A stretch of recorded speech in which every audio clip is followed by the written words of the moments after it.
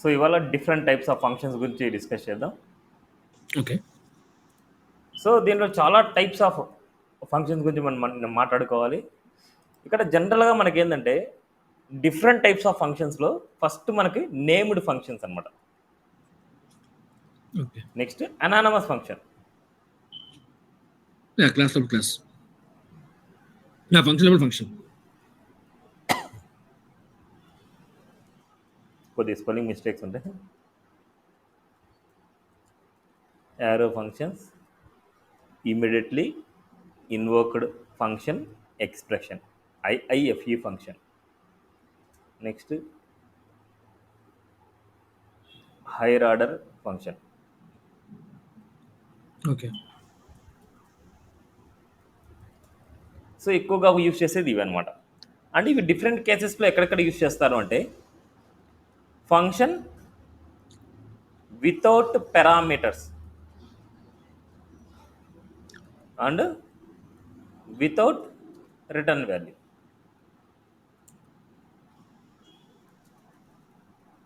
And another case function with parameters and without return value.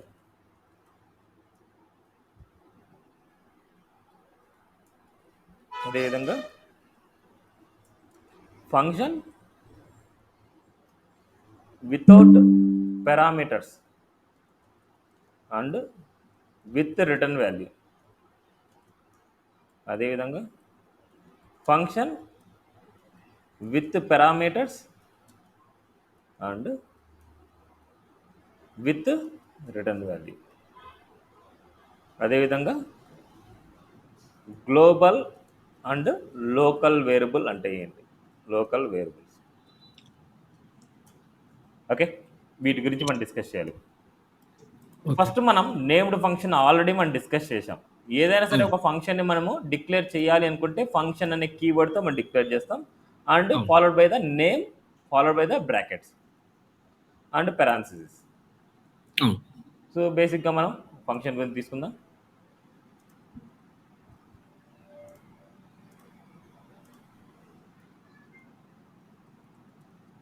functions.html.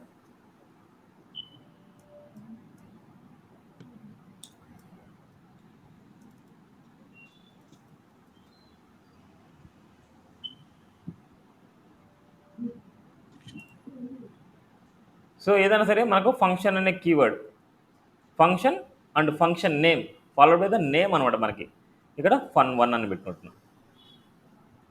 Okay. fun1 ఇది. ఇప్పుడు function మనము call అవ్వాలి అనేసి అనుకుంటే ఓకే ఫన్తో మనకు కాల్ చేస్తాం. Okay, 1 minute Shiva, 1 minute please.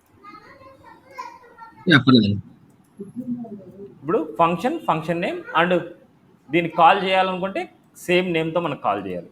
ఈ నేమ్ ఎక్కడైనా సరే బటన్ క్లిక్ చేసినప్పుడు కానీ, బటన్ హోవర్ చేసినప్పుడు కానీ ఎక్కడైనా సరే మనం రాసుకోవచ్చు అనమాట. ఓకే. ఓకే.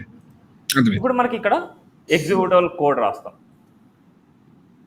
ఇప్పుడు నేను ఇక్కడ ఏం చేస్తున్నా అంటే వితౌట్ పారామీటర్స్ నేను చేస్తున్నా. Without parameters, without return value. ఏం రిటర్న్ చేయట్లేదు, ఏ పారామీటర్స్ నేను పాస్ చేయట్లేదు. అందుకోసం మనం ఫంక్షన్ లోపల ఏదైనా సరే వేరియబుల్స్ తీసుకోవాలి. లెట్ ఏ ఈక్వల్ టు 10 తీసుకుంటున్నా, బి ఈక్వల్ టు 40 తీసుకుంటున్నా. వీడి యొక్క అడిషన్ చేయాలనుకుంటున్నా. అడిషన్ వచ్చేసి కన్సోల్ డైరెక్ట్గా ప్రింట్ చేయాలనుకుంటున్నా. కన్సోల్ డాట్ లాగా ఏ ప్లస్. సో ఇప్పుడు ఏమైందండి, ఫంక్షన్ కాల్ చేయగానే ఈ కోడ్ ఎగ్జిక్యూట్ చేసి వీటి యొక్క రిజల్ట్ కన్సోల్లోకి వచ్చేస్తుంది. ఓకే,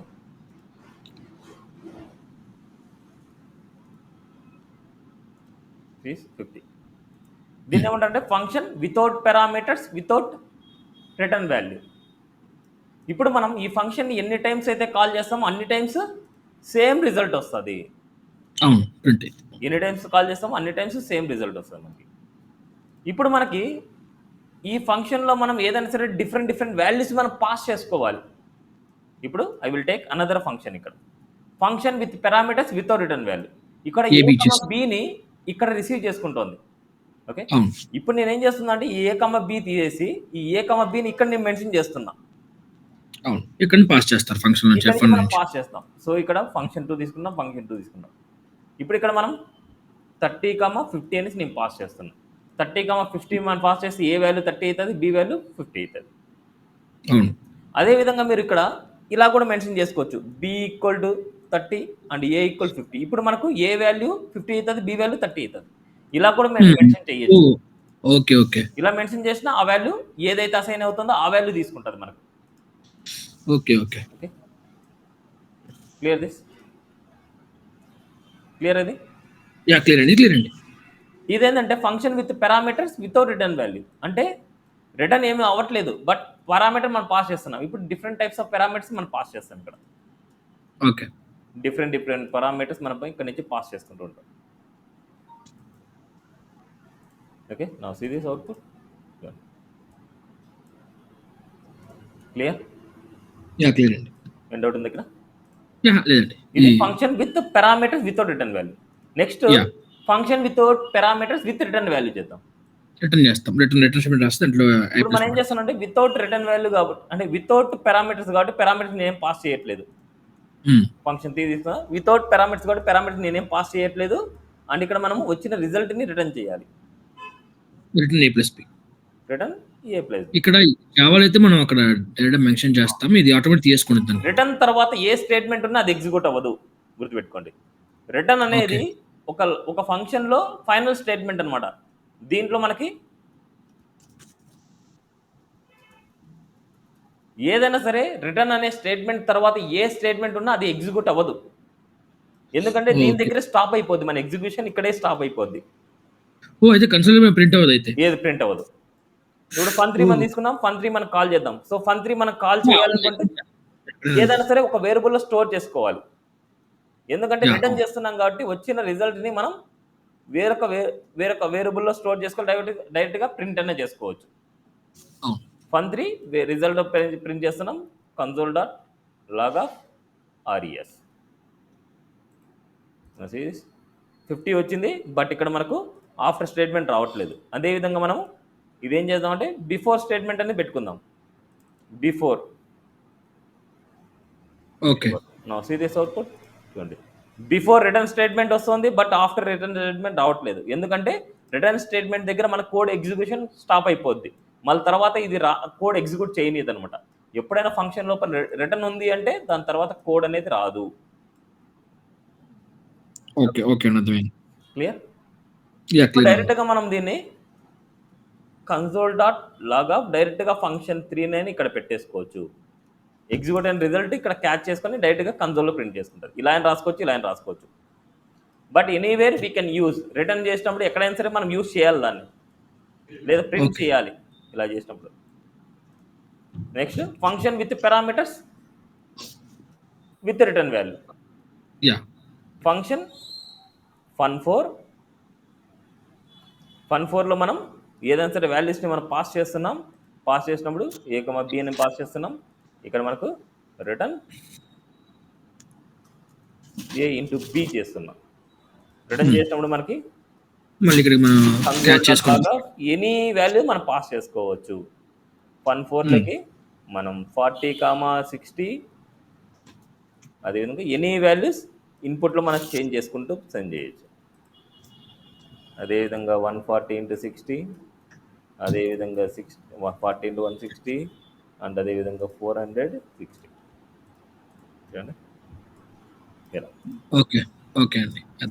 ఇవేంటంటే డిఫరెంట్ టైప్స్ కేసెస్లో మనం యూజ్ చేయడం. ఇదేంటంటే నేమ్డ్ ఫంక్షన్ మీద చేయడం. Function followed by the name. Okay, అర్థమైంది? నెక్స్ట్ రిమైనింగ్ అన్ని ఈ డిఫరెంట్ కేసెస్లో మనం చేయొచ్చు. ఏ కేసు కావాలంటే ఆ కేసు మీద మనం చేయొచ్చు. నెక్స్ట్ ఇది అనానమస్ ఫంక్షన్. అనానమస్ ఫంక్షన్ అంటే ఏంటంటే ఇట్స్ నాట్ నేమ్డ్ ఫంక్షన్. అంటే నేమ్డ్ ఫంక్షన్ ఉండదు. నేమ్డ్ ఫంక్షన్ కాందే అనానమస్ ఫంక్షన్ అనమాట.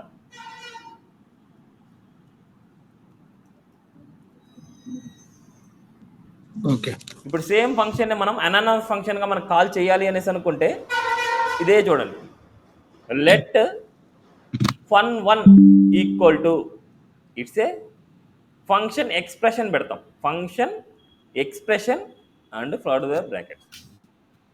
Same code.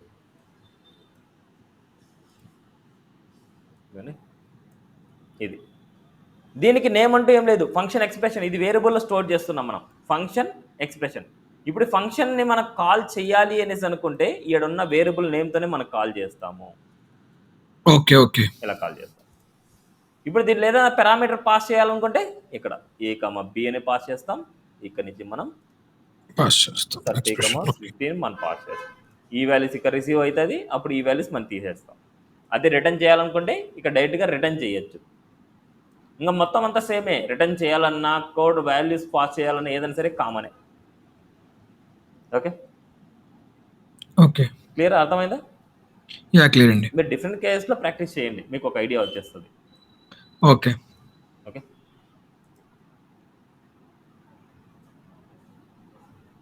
Clear. Yeah clear అండి. అనానమస్ ఫంక్షన్ అంటే మాకు వితౌట్ ఫంక్షన్ నేమ్ అనమాట. ఫంక్షన్ నేమ్ లేనిదే anonymous function. Okay next arrow function. దీన్నే యారో ఫంక్షన్గా ఎలా కన్వర్ట్ చేస్తాం?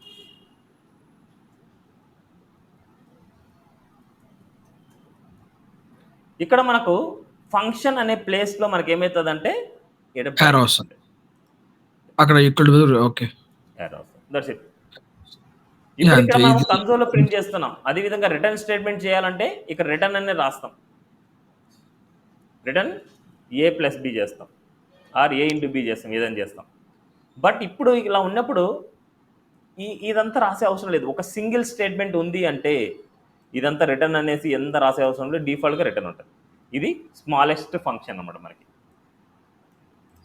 ఇక్కడ Okay, ఏమవుతుందంటే next. ఏదైనా సరే వాల్యూస్ మనం పాస్ చేస్తాం, ఆ వాల్యూస్ వచ్చేసి మనకు రిటర్న్ అయిపోద్ది వెంటనే. అదంతా fun1లో స్టోర్ అవుతుంది. fun1 మనం ఎక్కడైతే కాల్ చేస్తామో ఇలా కాల్ అవుతుంది. దీన్ని ఓకే యారో ఫంక్షన్ అంటాం. క్లియర్. యా క్లియర్ అండి. నెక్స్ట్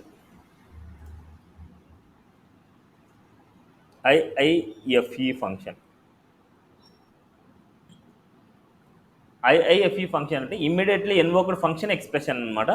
అంటే ఫంక్షన్ని మనం కాల్ చేయకుండా ఆటోమేటిక్గా కాల్ చేయడం అనమాట. ఫంక్షన్ అండ్ fun1 అని పెట్టుకుంటున్నా ఇలా.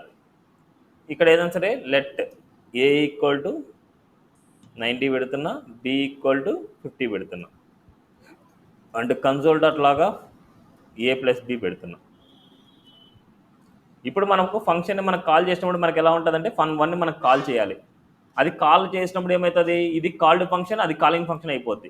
ఇప్పుడు మనకి కాలింగ్ అవును. ఫంక్షన్ లేకుండా ఆటోమేటిక్గా అది ఎగ్జిక్యూట్ అవ్వాలనుకుంటే ఇక్కడంటూ మనకు ఫంక్షన్ నేమ్ అంటూ ఏముండదు. గుర్తుపెట్టుకోండి, ఫంక్షన్ నేమ్ అంటూ ఏముండదు, ఇది బ్రాకెట్స్. ఇప్పుడు ఇక్కడ మనకి ఓవరాల్ ఫంక్షన్కి బ్రాకెట్స్ ఉంటుంది, అండ్ అదేవిధంగా ఇక్కడ రౌండ్ బ్రాకెట్స్, ఆటోమేటిక్ కాల్ అనమాట. ఓకే దీన్నే దీని ఫంక్షన్ ఏమంటారండి? ఎక్స్ప్రెషన్ అంటాం. Function sorry immediately invoked function expression. Okay okay so ఎవరు కాల్ ఆటోమేటిక్ కాల్ అయిపోద్ది. అది చూడండి, ఇన్ఫినిట్ టైమ్స్ కాల్ అవుతూ ఉంటుందండి ఎప్పుడైనా? అది కాల్ అవుతూనే ఉంటుంది అది? కాల్ అవుతూనే ఉంటుంది. మనం సపరేట్గా కాల్ చేసే అవసరం లేదు. స్క్రిప్ట్ లోడ్ అవ్వగానే అది కాల్ అయిపోద్ది మనకి. ఓకే ఓకే దాన్ని సపరేట్గా కాల్ చేసే అవసరం లేదు, స్క్రిప్ట్ లోడ్ అవ్వగానే కాల్ అయిపోద్ది. యా ఇమీడియట్గా అర్థమైంది. మనకి కాలింగ్ అయిపోద్ది మనకి. ఓకే, నెక్స్ట్ అదేవిధంగా Yeah. మనకు హైయర్ ఆర్డర్ ఫంక్షన్స్లో మనకు అరే మెథడ్స్లోనే మ్యాప్ మెథడ్ అనేసి, ఫిల్టర్ మెథడ్ అనేసి, అండ్ రెడ్యూస్ మెథడ్ అనేసి, కాల్ బ్యాక్ ఫంక్షన్స్, ఇలాంటి చాలా ఉన్నాయన్నమాట మనకి. అవన్నీ కమింగ్లో మనం మాట్లాడుకోవచ్చు. ఓకే ఓకే ఓకే, మనకి ఇక్కడ వస్తాయి మనకి అరేస్ మెథడ్స్ ఆబ్జెక్ట్స్. ఇక్కడ మనకి ఇటరేషన్లో మనకు వస్తాయి మ్యాప్ మెథడ్ అనేసి, ఫిల్టర్ మెథడ్ అనేసి, రెడ్యూస్ మెథడ్ అనేసి, ఇవన్నీ. Next global and local variables అంటే ఏంటి?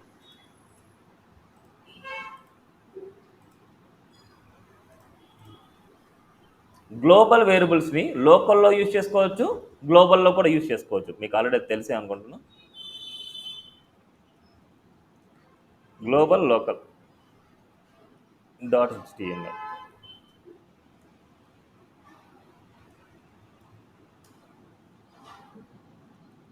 let a equal to 100 function and fun let b equal to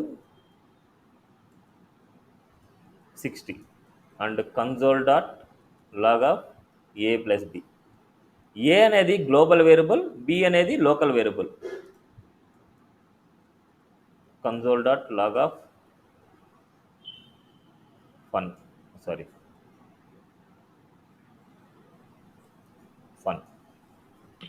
ఇక్కడ మనకి ఏమవుతుందంటే ఏ అనేది ఫంక్షనల్ బయట ఉంది. ఫంక్షనల్ బయట ఉండేదాన్ని గ్లోబల్ వేరియబుల్ అంటాం. ఆ గ్లోబల్ వేరియబుల్ని విత్ ఇన్ ది ఫంక్షన్లో యూజ్ చేసుకోవచ్చు, out side of the function అయినా మనం యూజ్ చేసుకోవచ్చు. Okay, okay.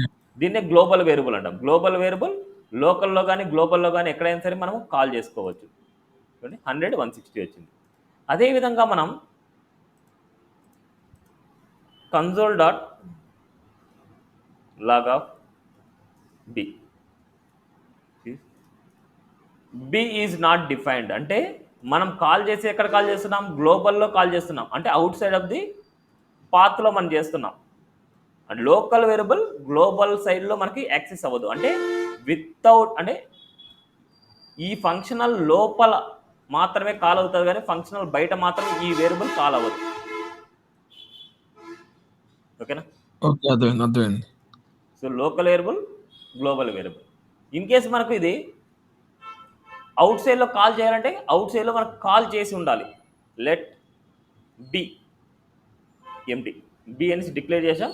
ఇక్కడ మనకు బిని మనం యూస్ చేసుకోవాలి, అంటే వేరియబుల్ని అసైన్ చేయాలి. ఇప్పుడు మనకి బి కాల్ చూడండి 60. బి గ్లోబల్లో డిక్లేర్ చేసి ఉండాలి, ఆ వాల్యూని లోకల్లో అసైన్ చేసి ఉండాలి. అప్పుడు ఆ వాల్యూని మనకు అవుట్ సైడ్లో కాల్ చేసుకోవచ్చు. క్లియరా? క్లియర్ అండి, అర్థమైంది. గ్లోబల్ వేరియబుల్ అయి ఉంటేనే మనకు కాల్ చేసుకోవచ్చు, లేకపోతే లేదు. ఇది గ్లోబల్ ఉంటుంది. అవునవును, లోపల ఉన్న గ్లోబల్ ఫంక్షన్. రాస్తున్నాం, ఆ వాల్యూని లోకల్లో అసైన్ చేస్తున్నాం అంతే వాల్యూని. అవును. Clear this?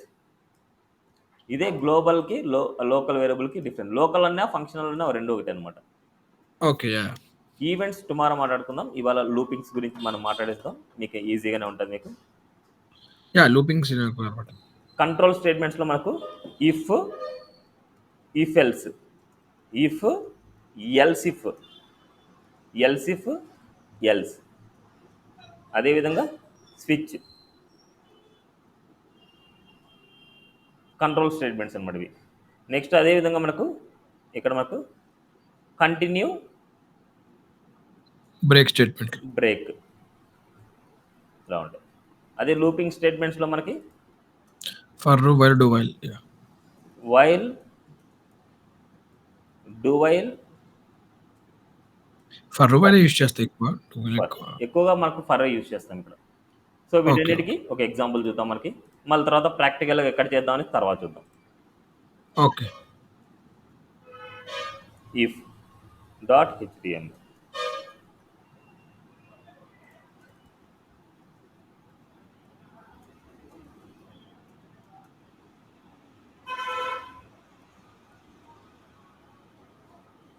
లెట్ నమ్ ఈక్వల్ టు 20 అంటున్నాం ఆర్ 10 అంటున్నాం. ఇప్పుడు మనం ఎంటర్ చేసిన నెంబర్ పాజిటివ్ నెంబరా నెగిటివ్ నెంబర్ అని తెలుసుకోవాలనుకుంటున్నాం. అప్పుడు కండిషన్ రాస్తాం. ఇఫ్ నంబర్ గ్రేటర్ దాన్ 0 అయితే, 0 కంటే ఎక్కువ ఉంటే ఏమవుతుంది, ఎంటర్డ్ నెంబర్ పాజిటివ్ అని చెప్పాలనుకుంటున్నాం. ఇక్కడ మనము ఇఫ్ కండిషన్లో ఇది ట్రూ అయితే మాత్రమే ఇది ఎగ్జిక్యూట్ అవుతుంది. ట్రూ కాకపోతే ఎగ్జిక్యూట్ అవ్వదు. అవును. సో ఇఫ్ కండిషన్ ట్రూ అయితే మాత్రమే మనం చూసుకోవచ్చు. No sees enter number positive. అదేవిధంగా మనకు నెగిటివ్ అయితే ఇది ప్రింట్ అవ్వదు, ఎందుకంటే మనం రాయలేదు. ఓకే, ఎంత అవుతుంది ఇక్కడ? క్లియర్ అండి. అదేవిధంగా ఇన్ కేస్ ఇది నెగిటివ్ అయితే మనకు చూసుకోవాలనుకుంటే else, console dot log of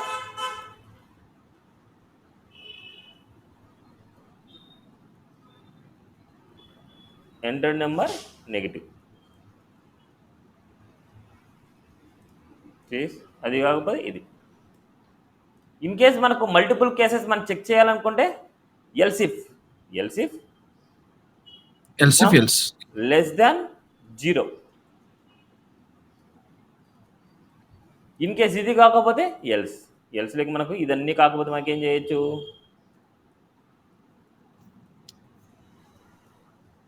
entered number either positive or negative. అంటే 0 కంటే ఎక్కువ 0 కంటే తక్కువ అయినప్పుడు మనకి 0 కంటే ఎక్కువ ఉంటే పాజిటివ్ నెంబర్, 0 కంటే తక్కువ ఉంటే నెగిటివ్ నెంబర్. అది 0 అయితే enter number either positive or negative అవుతుంది. ఓకే. ఇలా మనకి ఇఫ్ ఎల్స్ కండిషన్స్ అనమాట మనకి. అదే స్విచ్ మీకు ఐడియా ఉందా? స్విచ్ నాకు ఐడియా ఉంది. స్విచ్ కేసు ఏదైనా సరే కేస్ మ్యాచ్ అయితే మనకు ఆ First కేసు వాల్యూ మనకు proper. వస్తుంది. సో ఇక్కడ మనకు First. Let day equal to, లేకపోతే మనకు రోల్ జాబ్ రోల్ వచ్చేసి మనకు అడ్మిన్ అయితే స్విచ్లో రోల్ని మనం పాస్ చేస్తాం. ఆ రోల్లో మనకు కేస్ అనేది ఇక్కడ అడ్మిన్ అనేసి మనకు వస్తే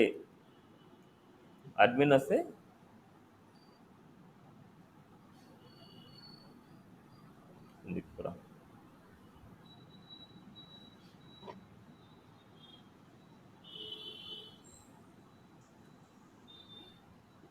టీసీ స్విచ్ స్పెల్లింగ్ రాంగ్ ఉంది. ఓకే, కేస్ అడ్మిన్ అయితే మనకు console dot log you have to handle admin rights. ఈ స్టేట్మెంట్ ఓకే అయిపోయిన తర్వాత మనకి ఏం చేయాలి? బ్రేక్ చేసేయాలి. ఎందుకంటే రిమైనింగ్ స్టేట్మెంట్స్ మనకి ఎగ్జిక్యూట్ చేయకూడదు. కేస్ వచ్చేసి గెస్ట్, లేకపోతే మనకు కేస్ వచ్చేసి మేనేజర్ అయితే, రోల్ మేనేజర్ అయితే console dot log of you have to manager roles.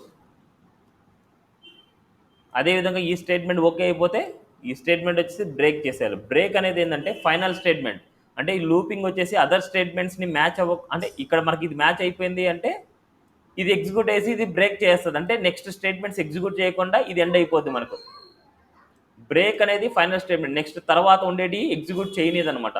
In case మనకు ఇది కేస్ అనేది అడ్మిన్ కాకపోతే నెక్స్ట్ కేసుకి వెళ్తుంది, ఇది కాకపోతే నెక్స్ట్ కేసుకి వెళ్తుంది. ఇన్ కేస్ అది అయిపోతే నెక్స్ట్ అదర్ కేసుకి వెళ్తుంది. ఓకే, ఇక్కడ మనకు గెస్ట్ అయితే మనకు you don't have to rights, you don't have rights ఇలా పెట్టుకున్నాం. అదేవిధంగా ఇవన్నీ కాకపోతే ఇట్స్ ఏ డిఫాల్ట్కి వెళ్తుంది. ఆ డిఫాల్ట్లో మనకి ఏదైనా సరే మనకు కన్సోల్ డాట్ లాగా ఇన్పుట్ రాంగ్ అని పెట్టి, okay, case admin, case manager, case guest and default. Clear this? Clear అండి. ఇప్పుడు మనకి అడ్మిన్ పంపించాం, ఇక్కడ ఏదైతే కేసు ఉందో ఇక్కడ కూడా మనకు మ్యాచ్ అవ్వాలి, కరెక్ట్గా మ్యాచ్ అవ్వాలి. మనకు అన్ని స్మాల్ ఉంటే స్మాల్ కావాలి, క్యాప్స్ అంటే క్యాప్స్ కావాలి మనకు.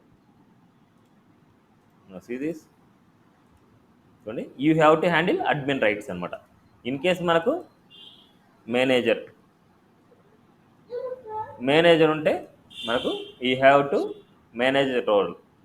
అదేవిధంగా మనకు అని క్యాప్స్ ఇచ్చాము అంటే అప్పుడు మనకి ఏమైతే చూడండి ఎర్రర్ వస్తుంది మనకు, అప్పుడు వచ్చేసి ఇన్పుట్ రాంగ్ వస్తుంది. అందుకని మనం ఏం చేయాలంటే ఇక్కడ క్యాప్స్ ఇచ్చిన స్మాల్ ఇచ్చిన ఇక్కడ మనకు ఇన్పుట్లో రిసీవ్ చేసుకునేటప్పుడు దాన్ని స్మాల్ కేసెస్లోకే కన్వర్ట్ చేసుకోవాలి. ఎందుకంటే అన్ని స్మాల్ ఉన్నాయి ఇక్కడ. అందుకోసం ఇక్కడ స్మాల్ కేసులో చేసుకోవాలంటే టు లోయర్ కేస్ అనమాట.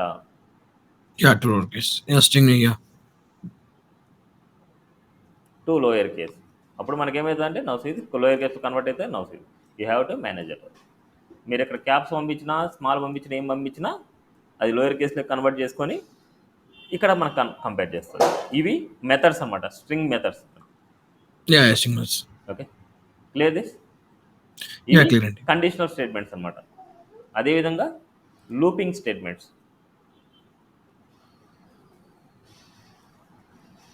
ఈ లూపింగ్ స్టేట్మెంట్స్లో మనకి వైల్ లూప్, డూ వైల్ ఏదైనా సరే రిపీటింగ్ చేయాలి. ఇప్పుడు మనకు 1 to 100 వరకు మనకు ఏదైనా సరే నెంబర్స్ని కన్సోల్లో ప్రింట్ చేయాలనుకుంటే ఎవ్రీ టైం రాయడం కష్టం. console.log_1, console.log_2, console.log_3, console.log_4 ఇలా మన కంటిన్యూగా రాయడం చాలా కష్టం. అదే లూపింగ్ యూజ్ చేయడం వల్ల మనకి చాలా ఈజీగా చేయొచ్చు. ఫస్ట్ మనకి ఏంటంటే ఇనిషియలైజేషన్, అంటే స్టార్టింగ్ వాల్యూ ఎక్కడి నుంచి స్టార్ట్ అవ్వాలి. లెట్ స్టార్ట్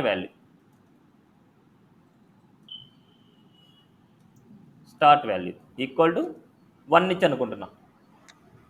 ఇప్పుడు మనకి ఎంతవరకు ప్రింట్ చేయాలి, ఇట్స్ ఏ కండిషన్. సో ఇక్కడ మనకి వైల్ లూప్. సో వైల్ ఇక్కడ కండిషన్ వచ్చేసి మనకు start value less than equal to 100 మనకి 100 వరకు మనం ప్రింట్ చేయాలి. అంటే 1 to 100 వరకు మనకు కావాలన్నమాట. అందుకు start value less than equal to 100. Okay, start value less than equal to 100 అంటే 100తో ఈక్వల్గా ఉండాలి, దానికంటే తక్కువైనా ఉండాలి. ఇప్పుడు మనకు ప్రింట్ చేయాలి కన్సోల్లో. సో ఈ కండిషన్ సాటిస్ఫై అయినప్పుడల్లా మనకి ఇక్కడ వచ్చిన స్టార్ట్ వాల్యూ ప్రింట్ అవ్వాలి. క్లియర్? క్లియర్ అండి. ఇప్పుడు వాటితో పాటు మనకేం కావాలి, ఒక్కొక్క వాల్యూ మనకు ఇంక్రిమెంట్ అవుతూ ఉండాలి.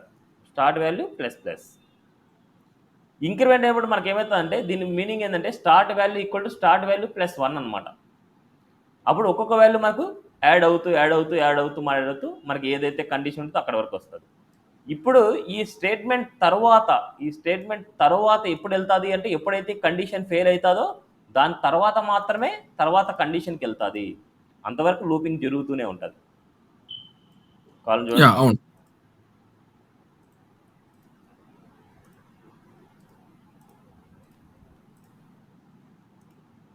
1 to 100 with in span of మినిట్లో మనకు ప్రింట్ అయిపోయింది. అదేవిధంగా దీనికి ఏదైనా స్ట్రింగ్ని యాడ్ చేయాలనుకుంటే ఇలా మైనమ్. అదేవిధంగా దీన్ని బ్యాక్ స్టిక్స్లో మనం రాయాలనుకుంటే ఈ ప్లస్ అని రాయకుండా బ్యాక్ స్టిక్స్ రాయేసి ఏడున్న వేరియబుల్ని మనం $ఇంటర్పోలేషన్లో మనం పెట్టేసుకుంటాం. ఇలా ఓకే, ఆసీస్ -1, -2, -3 ఇలా ఏదైతే మనకి ఇలా రాసుకుంటాం. క్లియరా? ఇప్పుడు మనకు బ్రేక్ కంటిన్యూ అంటున్నాం. ఇప్పుడు నాకు ఎప్పుడైతే 50 రీచ్ అవుతుందో అప్పుడు నాకు బ్రేక్ అయిపోవాలనుకుంటున్నా. 50 అవుతుందో అప్పుడు మాత్రం నాకు బ్రేక్ అయిపోవాలి. నాకు 50 తర్వాత ఉండే వాల్యూస్ నాకు ప్రింట్ అవ్వకూడదు. ఓన్లీ 49 వరకే ప్రింట్ అవ్వాలనుకున్నా. అప్పుడు మనకు ఇఫ్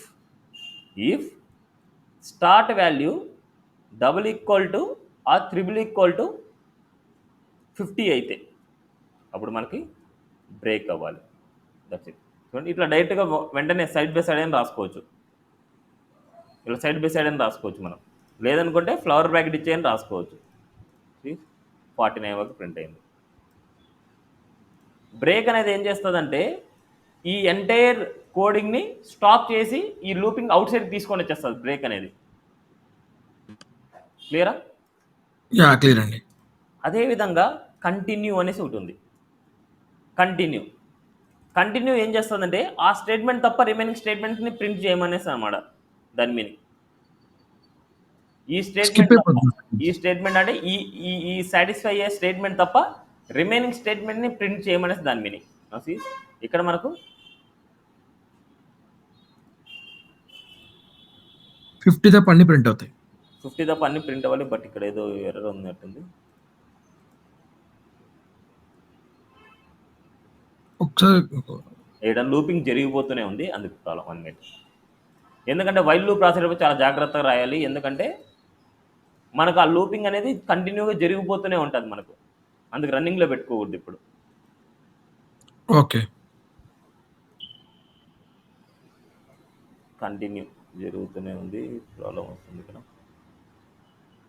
నేను వేరే కేసెస్లో చూద్దాం రండి ఇది. ఓకే, అర్థమైందా? కంటిన్యూ అంటే అది తప్ప రిమైనింగ్ అని మనం ప్రింట్ అవుతాయి అన్నమాట మనకి.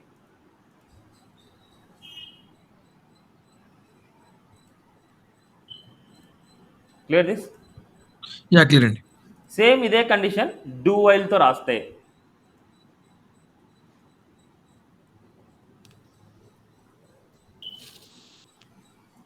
డూ వైల్తో రాసినప్పుడు మనకు సేమ్ ఇక్కడ కండిషన్ ఇదే రాస్తుంది చూడండి.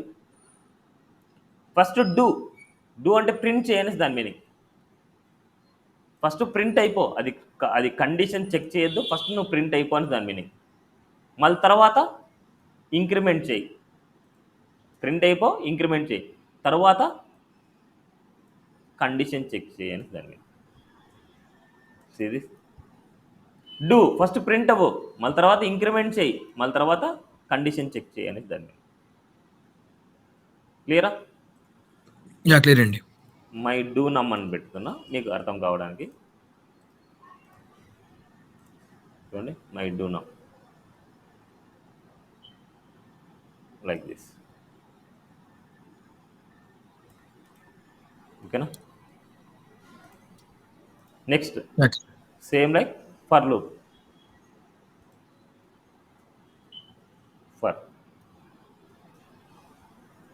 ఫర్ లూప్లో మనకి ఇవన్నీ ఒకే దాంట్లోనే మనం రాసుకోవచ్చు.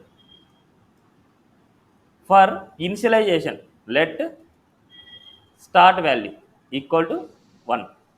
అదేవిధంగా condition start value less than equal to 100. అదేవిధంగా start value plus plus. Initialization, condition, increment and console dot log of start value. See this output.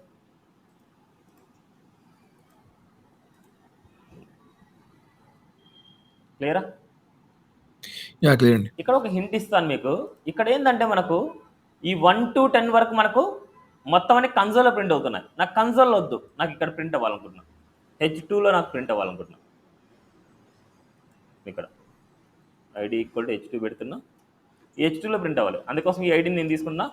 Let H2 equal to document dot query selector, that query selector is H2. ఇప్పుడు H2లో print అవ్వాలంటే ఏం చేస్తాం? ఇక్కడ H2 dot inner HTML equal to it's a start value రాస్తాం.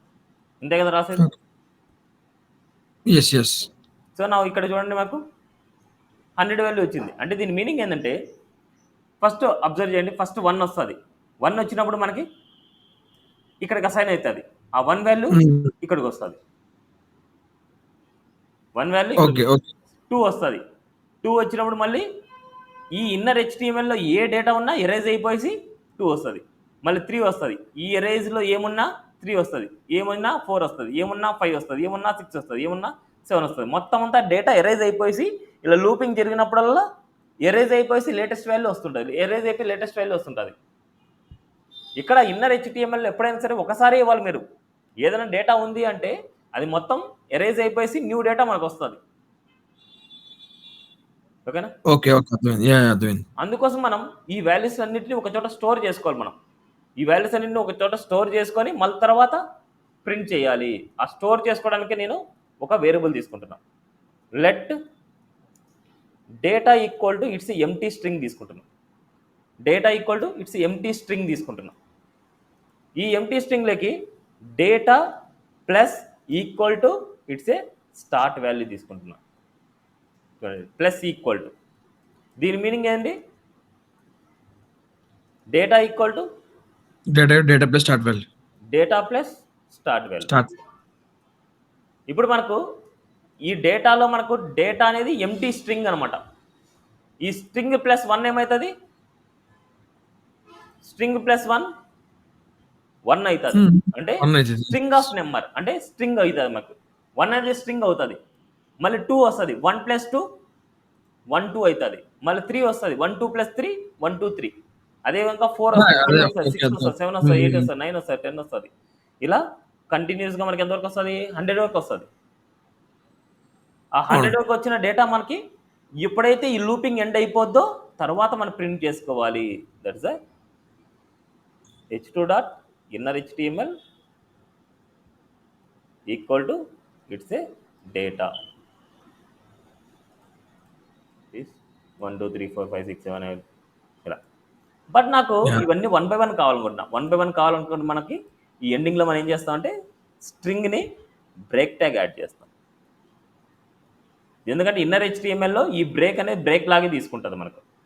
Okay so 1 by 1 వస్తుంటాయి. Clear? Yeah, అదేవిధంగా clear. ఒక లిస్ట్లో ప్రింట్ చేయాలనుకుంటున్నా, ఈ స్టార్ట్ వాల్యూని లిస్ట్లో ప్రింట్ చేయాలి. అప్పుడు మనం ఏం చేస్తాం? చూడండి, లిస్ట్లో పెట్టేస్తాము. ఇది యువెల్ అనేసి తీసుకుంటాం మనం. యా, అలా లిస్ట్లో అప్పుడు పెడతాం. మనకి ఇక్కడ ఓకే. ఎల్ఐ తీసుకుంటాం. సో బ్యాక్ స్టిక్స్ ఇస్తున్నా, ఈ బ్యాక్ స్టిక్స్ లోపల ఓ ఎల్ఐ తీసుకున్నా, ప్రతి ఎల్ఐని ఇక్కడికి పేస్ట్ చేయాలి. ఇక్కడ మనకి ఇంటర్పోలేషన్ ఓకే. డాలర్ బ్రాకెట్స్, ఇక్కడ మనకు స్టార్ట్ వాల్యూ, డేటా ప్లస్ ఈ వాల్యూ, డేటా ప్లస్ ఈ వాల్యూ, డేటా ప్లస్ ఈ వాల్యూ. అప్పుడు అన్ని ఈ వాల్యూస్ ఇక్కడికి వచ్చేస్తాయి. ఈ value LI1, LI2, LI3, LI4, LI5, LI6 వస్తుంది. ఈ ఎల్ఐస్ అన్ని మొత్తం మళ్ళీ ఇక్కడ ప్రింట్ అయినప్పుడు what this start value plus అంత పర్ఫెక్ట్, అంత కరెక్ట్గానే ఉంది. H2 కాదు, యువెల్ని సెలెక్ట్ చేయాలి మనం. Yeah, usual. ఓకే. అయినా ఐడినే ఉంది, కరెక్ట్గానే ఉంది. అదే ఐడి ఇచ్చేది అదే అండి. ఇక్కడ మనకు హ్యాష్ అని పెట్టుకోండి మనము, ఐడి కదా. సరే, యువెల్ అంటే ఐటీకి రాస్తున్నాడు మనం ఇంత ముందుగానే, అది ఉంది కాబట్టి ఓకే. నా సీస్ 1 2 3 4 5 6 7 అప్ టు ఓకే. 100. ఇప్పుడు ఇక్కడ మనం కండిషన్ రాయొచ్చు. If start value double equal triple equal to double equal to కదా. ఓకే. 50 అయితే కంటిన్యూ అవ్వాలి సార్, కంటిన్యూ అవ్వాలి.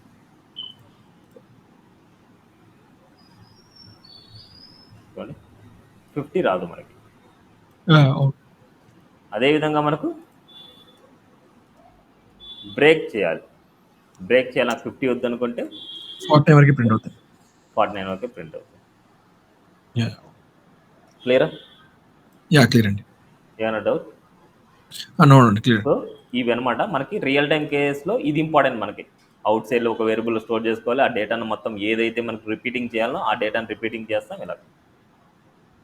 ఓకే. ఇవన్నీ నీట్గా ప్రాక్టీస్ చేయండి. ఇంకా నుంచి ప్రాక్టీస్ చేయండి. ఇంకా నుంచి ప్రాక్టీస్ చేస్తేనే మీరు రియల్ టైం ఎగ్జాంపుల్స్ మీరు చేరుకోగలరు. ఇవన్నీ ఓకే. మనకు ఓకే. అదే అనమాట, రియల్ టైం ఎగ్జాంపుల్స్ అనమాట. ఇవన్నీ మనకు ఇవి నేర్చుకుంటే చాలు, మళ్ళీ రిమైనింగ్ అన్ని యాజ్ ఇట్ ఈస్ ఎలా అయినా సరే మనం నేర్చుకోవచ్చు. ఓకే, మ్యాక్సిమం ఈ ఓకే. వీక్లో అయితే మనకు జాబ్ ఫిట్ అయిపోద్ది. ఓకే. ఓకే, సో బట్ మనకి ఇవి ఇంపార్టెంట్. ఇప్పటివరకు జరిగిన డేట్ ఇంపార్టెంట్, అండ్ నెక్స్ట్ జరగబోయేటి ఇంపార్టెంట్. ఈవెంట్స్లో మనకి మౌస్ ఈవెంట్స్ ఉన్నాయి, కీబోర్డ్ ఈవెంట్స్ ఉన్నాయి, విండో ఈవెంట్స్ ఉన్నాయి, ఫామ్ ఈవెంట్స్ ఉన్నాయి. ఓకే. ఇవన్నీ టుమారో డిస్కస్ చేద్దాం. ఇవి అయిన తర్వాత రియల్ టైం ఎగ్జాంపుల్ డిస్కస్ చేద్దాం. ఓకే అండి. ఓకే. యా, ఓకే అండి. యా.